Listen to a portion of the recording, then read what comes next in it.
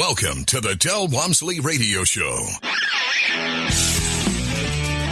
Del challenges the status quo, questions everything, and empowers you to return to your core beliefs to make your life better. If you're ready to hear the truth and get your roadmap to the lifestyle you really want, the next hour will change your life. And now, your host, self-made millionaire, national award-winning investor of the year, CEO and founder of Lifestyles Unlimited, Del Walmsley. Welcome to the Del Walmsley Radio Show, where the hype ends and the help begins. I'm your host, Del Walmsley, and as always, we're working on your financial freedom. Today, my friends, is Tell Del Tuesday, and as usual, we have a guest with us today that are going to share their experiences. The reason I have Tell Del Tuesday and have had it for 30 years now, in fact, we do it in-house every single month. We have live entertainment, I would call it, of people coming in and sharing their stories in every city we have an office in, which is currently 4 cities. And what I've always felt this does is it shares the experience from different types of people back to the people out there that haven't actually seen it or done it yet. Why is that important? Because just hearing me speak about it doesn't give it as much credibility as hearing somebody that may sound just like you. In other words, what you're looking for every time when we give out these examples is for someone to sound and look and act and feel like somebody you can relate to. That way you can put a face to this and see yourself doing it. With me today is a nice couple that joined here. And it's interesting because they joined, they had good jobs, they had a lot of money, they were doing well. This is not someone who came here because they needed to come here. They just had a desire to change their financial situation for the better. They weren't in a bad situation. They were in a good situation, and they wanted to make it better. So let's go ahead and welcome them in. It's Candida and Matt W. Guys, both there? Yep, I'm here. Hey, Bill. How are you? Good. Did I butcher your name, or did I come close? No, you did great. Yeah, fantastic. I had it spelled out for me phonically. If I would have just read it off of the actual way it's written, I wouldn't have got it right. So somebody help me out here. I'm glad you guys could make it. Like I said at the beginning here, your story is interesting that you didn't need to do this. So why don't you give the audience a little background as to what your life was like and what made you come to the conclusion you need to look into something like this? Yeah, sure. So I can take that, Matt, if that's okay. So, Del, I must say that I never had a lifelong dream to be a real estate investor, right? Both Matt and I have college degrees with masters, working in corporate America for many years, having nice income, comfortable living. And I'll tell you what has gotten to us was income tax, because we both had W-2s and nothing else really to offset. And there was always in the back of my mind, like, hey, real estate investors get some, tax breaks here and there. And so I started looking into it, and one of our very good friends, Eric Johnson, had been a member of Lifestyles Unlimited for a few years before we joined. So we joined in 2016, and I started talking to Eric about tax advantages of real estate investment versus what we were doing in the stock market. And he said in a matter of 30 minutes, he must have said, go watch the 2 days like 6 times. And so we signed up for the 2 days, and it was really an eye-opening experience that our initial target of, hey, let me diversify a bit and have some tax-advantaged investments became much different. I mean, now we are much more heavily invested in real estate, and we can tell you our journey since then. But what got me to it was give me a tax break. What we got out of it was much more than that. How about you, Matt? What attracted you? Well, it was the same kind of thing, Del. I mean, we were, as she said, we were both very successful in our jobs, but they were both W-2 based, and as a consequence of that, we had a rather large tax bill that, as any concerned person would do, we were constantly looking for ways to minimize that as much as we could, and like she said, through our friends, we were turned on to real estate investing, and the more we started digging into it, the more excited about it we became, because we could see the massive potential that was out there using this for again, much more than just tax advantages. It's just a tremendous, cash generation and wealth generation vehicle that we've taken, and we've grabbed and run with for the last 4 or 5 years. I think, too, that what is really impressive, Del, is when you walk into the 2-day and then subsequently to other Lifestyles Unlimited events, is seeing the diversity of the people who are there coming from all sorts of backgrounds. I mean, and you start looking at it and going, this is really interesting. There's a whole world around real estate investment that, again, I consider myself, an educated individual. I had no idea. It existed. So the access that Lifestyles Unlimited provides into real estate investment for lay people, which I consider myself to be, or maybe I'm a little better educated now, but we knew nothing. And so just, walking in and going like, this is really doable. These people have, a similar background than mine or different, but it's doable. When you first came in and you took the 2-day, which your friend beat you up to come see, what was your epiphany, if anything? I know you were looking for the tax ideas. Was there anything else that just hit you? Because you've taken this much farther than just getting some tax benefits from it. Yeah, I think that we get asked about the aha moment in the 2-day, and I have to say, so for the listeners who haven't been exposed to lifestyles, the 2-day is basically a workshop, very, drinking from a fire hose for 2 days of education. And then there's much more beyond that. But day 1 is focused on single-family investments. Day 2 is focused on multifamily investments. I think that multifamily was really, you should have seen my eye. I'm sure you remember my eyes in the audience going, oh, my gosh, is this even possible? The way that you can really exponentially grow your investment pot in multifamily investments by changing NOI. And so the NOI growth that then translates into cash flow or equity growth or sale or whatever, refinancing, that was the piece that I had no idea that was possible, that it was super impressive. And I said, yeah, we want that. Yeah. Those numbers are very eye-opening, there's no doubt. Matt, what about you? What was your largest moment or most interesting moment? Really, it was the same thing for me, Del. I mean, Conjure and I are both, we operate on the same wavelength a lot of the times, which is why we're so good together. And it was the exact same thing. You get through the single-family day, and that stuff's interesting, and it all makes sense. And you can say, yeah, there's good money to be made there. And then you go into the multifamily day, and just the ability to, like I said, exponentially grow what you have through forced appreciation on these assets, taking your money out via refinance or sale, and just redeploying it and doing it again and again. And the ability to do that while continually making money is just phenomenal. And seeing that and being able to kind of plot out what we could do with what we had in that field was just something that got me really excited. And that's what we both kind of said coming out of that, and why we jumped in with both feet. So when you did come out of it, what did you do first? Because right here I see you're in 13 different multifamily deals, and you sold 2 of them, it says. And then there's also 8 single-family deals. So I didn't have in here which you started with. So originally when we got out of the 2-day, again, we were both working W-2 jobs. So at that point in time, we were more interested in passive multifamily investing because, we said, this would get us into the part that we were really excited about. And it also did it with, very little day-to-day interaction on our part. And so we got into 3 multifamily deals in the first month, maybe 2 months and a half after we joined. And once those started cash flowing, we started doing some math and to what it would take to get me out of my job. And that's when we added in the single families. So that was about 6 months later that we started buying up single family houses, and we got those in the next 5 months. And 11 months after we joined, I walked away from my 20-year career and focused on real estate full time.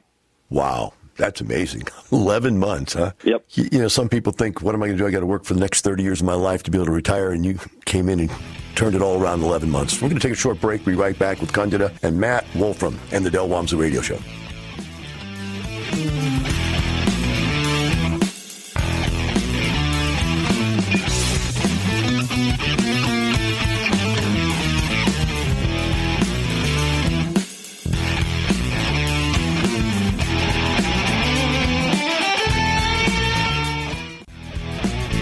Welcome back. Now here's some more unconventional wisdom to set you free from the man on a mission to retire America, one person at a time, Del Walmsley.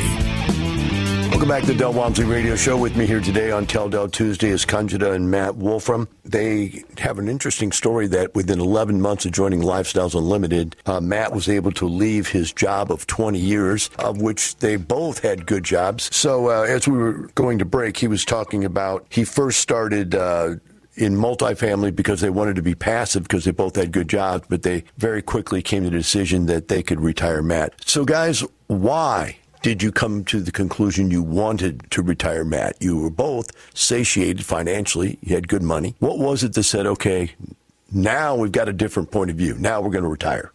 So my lifelong dream had been to have a house husband. So Lifestyles allowed us to do that. So, and Del, we got to a point where our kids were growing, and frankly, we needed more flexibility in our daily schedules, and having someone who doesn't have an 8 to 5 corporate job and thinking about it on weekends and just having the freedom to be, control his own schedule, whether you would be me or Matt, it didn't matter. It was very clear that our quality of just our home life would improve if someone would be free of an 8 to 5. And so, again, doing some math, it was easier to get Matt out of his job because of my own benefit situation. So that's what we did. I don't know, Matt, did you have a different perspective? I guess you never knew that I wanted to have a house husband, but there you go, on the radio. You didn't disclose that, huh? Learn something new every day. I mean, the only thing I'd add to that is that, if you have the ability to not change your financial situation, make just as much as you were while you were working your, 40, 50, 60-hour-a-week job, but you didn't actually have to go to that job, I don't see a downside. And the upside is that once you free yourself from that job, you can focus then on the real estate investing and grow that to above and beyond what you're currently getting. And since I've left my job, the income we're bringing in from real estate has now exceeded, I think, almost up to triple what I was making in my job. So it's not like you're not just sitting there doing nothing. It gives you the ability to focus on those things that really add value to your life, be it family, wealth growth, whatever it is. You now have so much time that you can focus your energies where it's more beneficial to you. Wow. You just said a lot right there. Let's start with the fact that you tripled your income and reduced your hours. How old are you now? I'm 44. 44 years old, retired, making 3 times what you were making before, working, what would you say, how many hours a day do you put in on your real estate, do you think? It varies, but it's not a lot, Del. I mean, you're putting in a couple hours a day, maybe. Wow. No. I mean, I guess he does manage the single-family portfolio. A couple of hours a week, I would say, is what Matt works. The truth comes out. Right. So, Matt, what does it feel like to be a kept man? Oh, it's great. It's great. Nothing like it. Oh, that's what got me was how little amount of time. Even when I had over 100 houses, I had nothing to do. And one of the reasons I started Lifestyles is because I had nothing to do. So I started consulting people.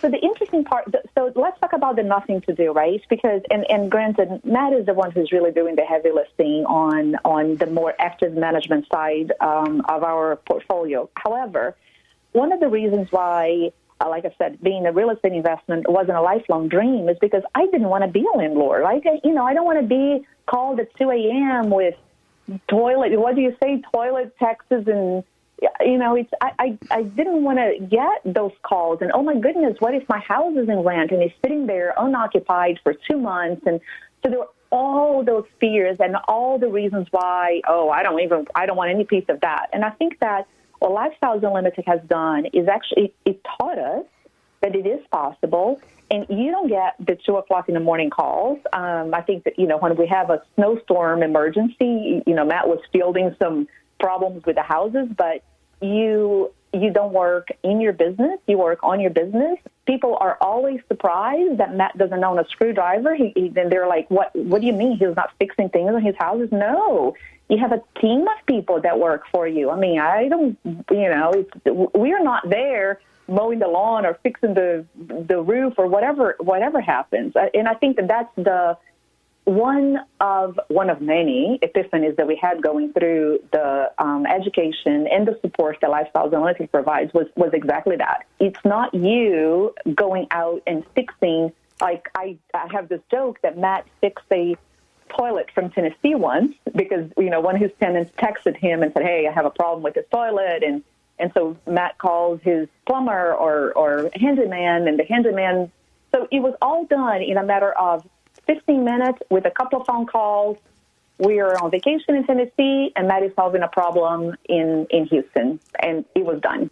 Yeah, it's amazing. Just the points you brought up are so true that people are afraid of. By the way, the little verbiage is taxes, tenants, and toilets. But the reality is that you don't really deal with any of those. And the lease being empty, being afraid of being empty. I would be willing to bet you that if you put a sign in front of any one of your houses, you'd probably get 10 to 20 calls a day. What would you say on that, Matt? Oh, it's crazy, Del. I mean, we obviously, going in, again, we had no real estate experience, and so we had all those fears, and that was one of the primary ones. Is how can you rent these houses? And as you said, you preach it. You put a sign in the yard, and it sounds cliche, and everybody rolls their eyes at it, but we have one house that's about an hour away from where we live, and we went to put a sign in the yard to rent it. And by the time we drove that hour back to our house, I already had 3 calls on that house. I had that happen to me many times, man. I had houses up in Tomball, and I lived down in Sugar Land. It was an hour and a half, 2-hour drive, and literally, like you say, by the time you get home, you've already rented the house. It's crazy. Yeah, these things rent themselves. They don't sit there for more than a week, and it's the simplest thing of putting. Most of your leads come from putting that sign in the yard, which is crazy, but that's just how it works. It is. Well, that's good. So we've gotten out there and we've gotten these houses. Now, I'm assuming that you changed over to houses, and I'm just going to make the assumption, but I don't want to put words in your mouth. That's unsanitary during COVID times. But the single-family houses seem to have a more consistent month by month by month cash flow. You may not make any more profit overall as you do in a multifamily deal, but you're getting that monthly cash flow instead of quarterly. Did that have anything to do with it? Yeah, that was the exact reason we went into single family. It was purely from cash flow. So it was the amount and the speed of it. You get into a multifamily deal, and you may not see cash flow for 6 to 9 months, and it'll gradually ramp up over time. Whereas a single family house, like you said, it's the next month you're getting cash flow, and it is what you think it's going to be, because going in, here's my these are my expenses. This is what I'm going to rent it for. Well, we're going to have to go to break and pay some of our expenses. We'll be right back with the Del Walmsley Radio Show.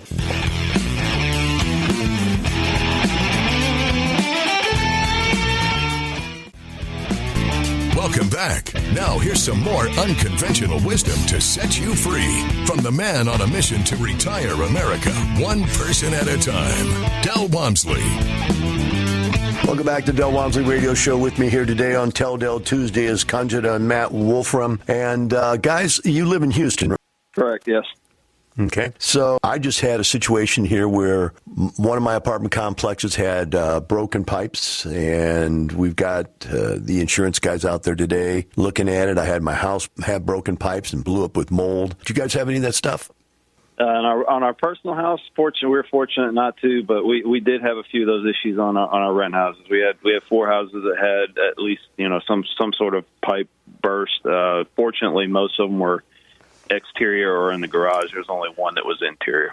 Yeah, so there's a situation right there where the world was just the coldest week on record in Houston, Texas. The worst the world could throw at you. Would you get out of real estate now that you went through the problems that you created?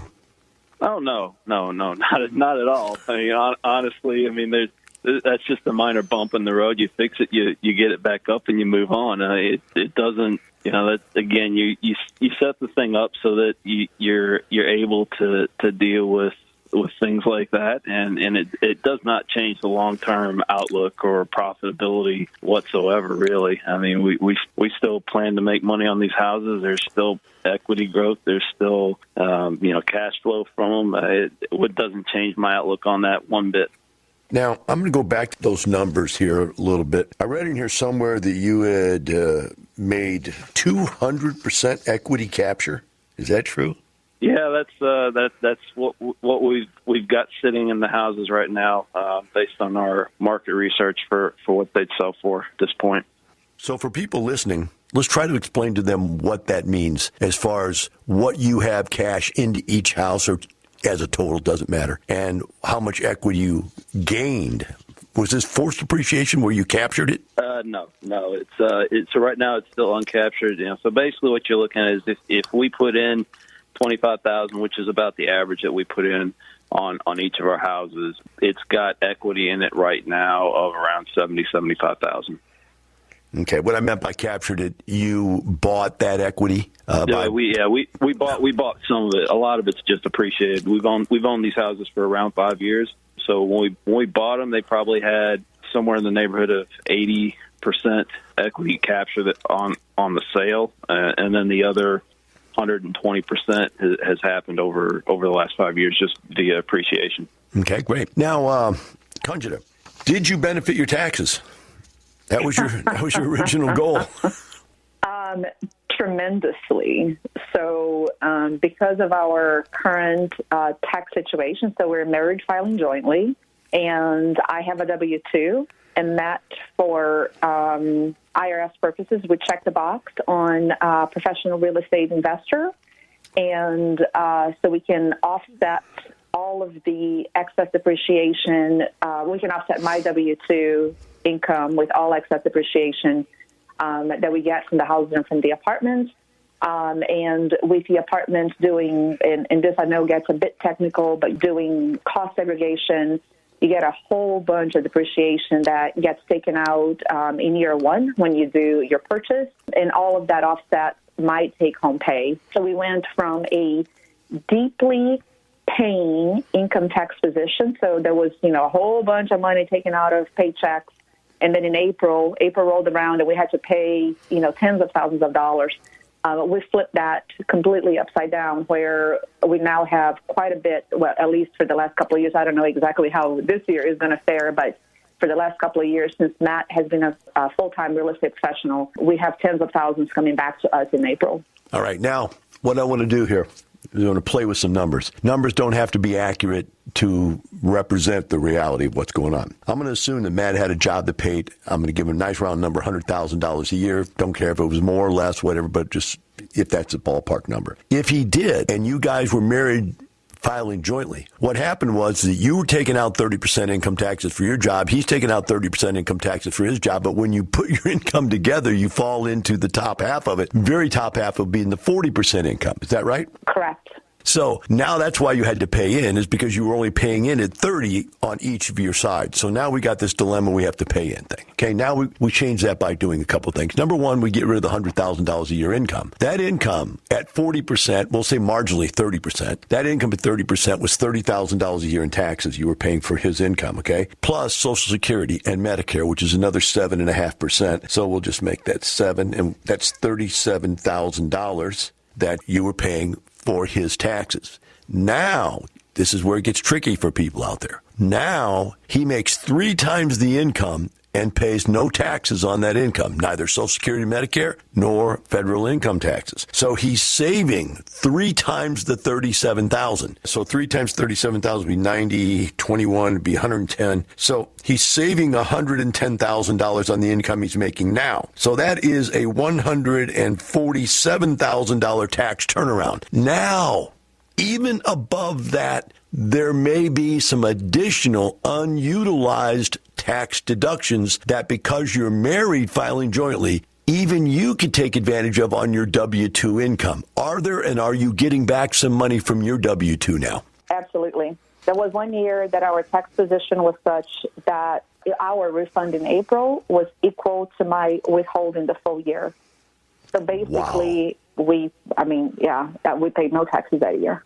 And this is because, and I know that some of it is deferred, right? It's deferred through the multifamily and through the depreciation on the houses. And so it sort of comes back eventually. But for that particular year, we paid no taxes. So I'm just going to round your income off to $100,000 also and call that another $37,000 you got out of paying. So in that particular year, you saved 14, it'd be 7, 8. You saved $184,000 worth of taxes. Folks, you got to understand, this is stuff that you have to come here about. You just can't understand it. And I don't know if you actually looked at it that way or not, Candida, but that's the way you really have to look at it. You're not paying taxes on that 3 times income. You're not paying taxes on his earned income. And you're not paying Social Security and Medicare. And you're getting out of paying taxes on your income. That's a lot of change.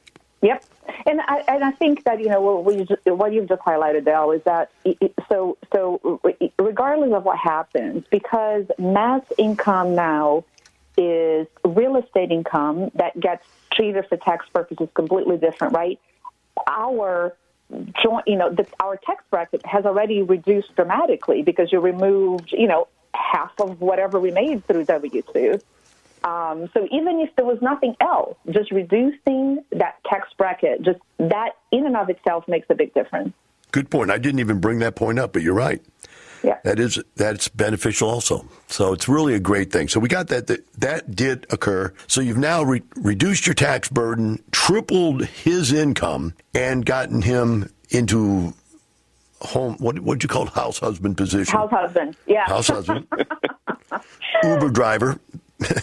Right? House husband and personalized Uber driver for the kids, right? Absolutely. For the kids and for her. Oh, for her too? Okay, that's good. Right, yeah. Yeah, that's right. He was my Uber driver, yeah. All right, so that all turned out pretty well. Let's talk real briefly here about, it is real briefly, you only have a minute left in this segment. How did you decide which deals to go with in the multifamily? We basically defined a box of what we wanted to see out of these deals in terms of cash flow, equity growth, potential refis, et cetera. And just like we evaluate single family the same way, we got it on as many lists as we could. We try and get as many PPMs in front of us as we can so that we can find the ones that fit in our box. And it's never a case of, worrying about passing on a deal because we always know there's more coming. And so we just find the ones that fit in our box, and those are the ones that we go after. And look very closely at the lead as well. That plays a huge role in our decision to invest. Yeah, we like to call that putting more weight on the jockey than the horse, knowing that the jockey can win the game for you, whereas the horse could end up being sick. The jockey can still pull it off. So, all right, we're going to take a short break. We'll be right back with Candida and Matt and the Del Walmsley Radio Show.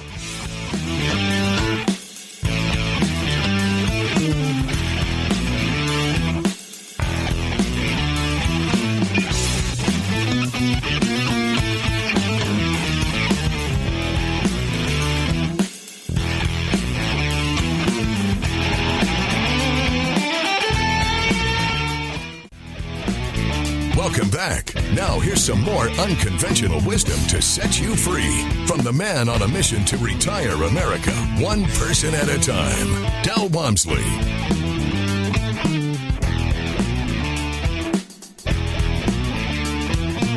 From out of Houston, Texas. Currently, they own 13 multifamily apartment complexes and 8 single-family houses. And they've been at this for about 4 years now, since 2016, I guess almost 5 years now. And Matt retired himself in 1 year. If you just turn it on the radio right now, 11 months later, he retired after he started doing this, which brings me to this question. Matt or Candida, whoever happened to have heard about me or heard any of our advertisements, put it that way. I know you heard about us from a friend, but the concept that we advertise out there, retire between 2 to 5 years. Does that seem unrealistic for us to make those claims with the people you've met? No, I don't think so at all. I mean, obviously, we were in a position that to be able to do that for me in less than a year, and quite frankly, we could have retired Candida earlier if not for some other benefit reasons for staying in her job. So no, I think with the right ability, motivation, and drive, 2 to 5 years is perfectly reasonable for a retirement goal. Completely agree with that. And I think, though, that one thing that we have to emphasize is that just joining Lifestyles Unlimited is not enough. You have to actually take action and do something. And so understand what your goals are, work toward those goals, because if you get, very busy, quote unquote, with other stuff that happens, there's always stuff to be done, right? But if you have intent and if you have a plan in front of you, follow the plan, follow the map. Lifestyles Unlimited will give you the tools to get there, but you have to actually take control, if you will, of your own destiny. I agree with that. Let's change directions a second and go this way. You had mentioned something earlier about, people in Lifestyles, the group, how they were so diverse. Were you surprised at all how open people were about their financial information and about their business operations information? Yeah, the level of transparency that you find in Lifestyles, including very granular data on investment performance, numbers, cash flow, how much you're making in this investment, is something that I have never seen in my almost 30-year career in corporate America. With case studies every month on Thursdays, you get to see actual performance, and people are just very open. So absolutely, huge surprise, and very happy that that's the case. Yeah, I mean, to this day, I'm still absolutely shocked at how transparent it is, and it's something, like Kunja said, you don't see. I mean, most people don't grow up discussing, what they make. You have divisions within companies that don't share numbers or strategies or anything like that. But you go into Lifestyles, and people tell you, this is what I did, this is how I did it, this is the impact. Oh, don't do this instead because this will help you out. And everything is just an open book, and people are open resources and always willing to help out. And it's just, that to me is just one of the really incredible parts of Lifestyles that you just don't see anywhere else. Did you derive any social benefit out of it? A lot of people seem to have made groups of friends that they hang out with now. I mean, we've made several good friends within Lifestyles. I mean, obviously we started with some, we brought some in that we know personally, and not so obviously COVID's kind of put a little damper on that for the last year or so, but absolutely, the case studies, the road trips and Expo are a great place and help you meet people that you communicate with throughout the year, go, have other events with, and it's just it's a good social group as well as the financial and real estate aspect of it. Yeah, I found that there's what's the best way to explain it? There seems to be synergy of some type just below the surface of the group. Like you always say, it's a group of like-minded individuals. And the more you're around people who have the same goals and aspirations as you do, even when you're not talking about real estate, you just kind of click with them. It's just how it works. So what's the goal for your family now, guys? Where are you going with this? Well, so the immediate goal is to continue growing what we have. I'm always about constant improvement, and I'm not stopping the drive just because we've reached some milestone. I'll set another milestone and another thing to achieve. Like Kunja just said, you put a plan out there, and as long as you keep moving towards that plan, good things are going to happen. And for her personally, it's, for her retirement, she's, coming up on a point where we're going to actually be able to get her retired. So that's going to be the next goal. And then just to continue growing our real estate portfolio as we move through our quote unquote retired life. Yeah, and on the portfolio side, we're looking, like you mentioned, Del, we have quite a bit of equity in our single-family portfolio. So we're looking at doing a reverse 1031 exchange into an apartment complex, by taking that equity. And, that's what we're looking at. You had mentioned in your profile that you're both LEED certified, but I've not heard anything in this conversation today that indicates you have any inclination to do that. What does the future hold? Anything like you becoming IROs and owning your own apartment or taking other people in to do a deal? We basically talked about it as doing both. So we have our own, like you said, we have our own single family with lots of equity in that we would do that reverse 1031 as an IRO. Once we have that under our belt, then we would look into going into the LEED route to bring on other investors and grow that side. Yeah, okay. I think from our perspective, we wanted to do an IRO on a smaller deal, get comfortable with apartment operations doing it ourselves before, we're fully responsible for some people's money and, lifetime savings in some cases. So makes sense. Well, guys, I want to thank you for being on the show today. The rest of you out there, remember this. It's not the money. It's the lifestyle. Have a wonderful day. The information and opinions you hear on the Del Walmsley radio show are those of the host, Del Walmsley, his guests, and his callers, and do not necessarily reflect the opinions of this station, its affiliates, its management, or advertisers. The Del Walmsley show is for entertainment purposes only. Please consult a professional regarding your personal investment needs. Nothing presented on the Del Walmsley show constitutes an endorsement, recommendation, offer, or solicitation to buy or sell any product or security.